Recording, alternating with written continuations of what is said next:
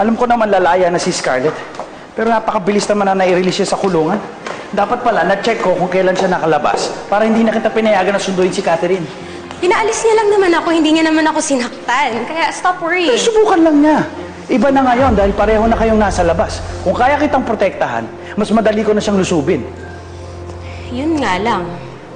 I'm sure gaganti yun sa atin. Masihigpitan niya si Catherine na lumapit sa akin. I know. Yun nga ang gusto kong sabihin sa'yo, na lumayo muna kay Catherine habang nakalaya si Scarlett. Huwag mo papakita kay Scarlett na natatalo ka na dahil kay Catherine. No, Benedict. Yan yung laban na hindi ko titigilan.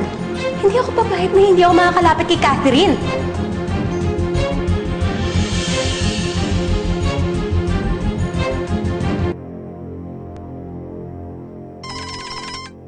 Sandali lang.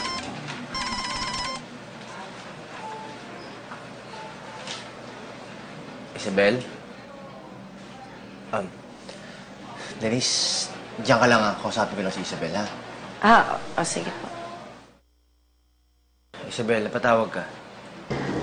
Jonas, pasensya ka na ha. Hindi kami makakabisita dyan ni Catherine kasi hinarangan kami ni Scarlett.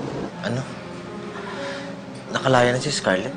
Oo kaya nga sa buting hindi na muna ako dumalaw sa'yo kasi ayoko naman magpang-abot kami dyan ni Scarlett. Bad timing naman yung paglaya ni Scarlett. Hindi ko pa naipapasa sa yung pagiging administrative ni Catherine, ha? Ayokong makialam siya sa mga plano ko. Ayos lang yan, Jonas. Huwag mo muna isipin yun.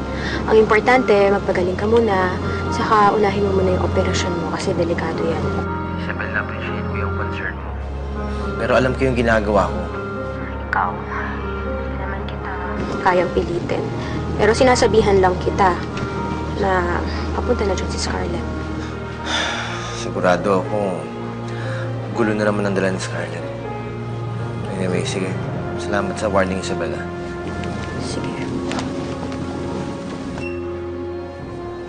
Sir, may padating po kayong bisita.